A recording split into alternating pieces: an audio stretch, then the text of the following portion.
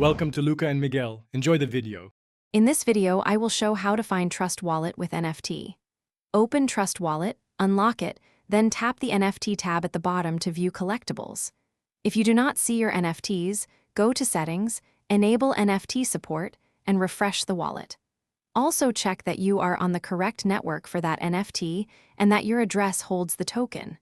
Follow these steps to locate your assets quickly and safely. When NFTs are missing, confirm the blockchain they live on and add that network to Trust Wallet. Open Settings, select Wallets, choose your wallet, and add the blockchain if needed. After adding, switch to that network in the main view and refresh the NFT tab. This ensures tokens tied to that chain appear. These steps help you see all NFTs linked to your address without importing private keys or risking security. To import a missing NFT, obtain the contract address and token ID from the Marketplace or Block Explorer. In Trust Wallet, choose Add Token or use the NFT import option, paste the contract and token ID, and confirm.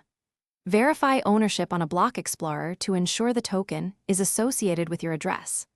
Always protect your recovery phrase and avoid sharing it while resolving NFT display issues to keep.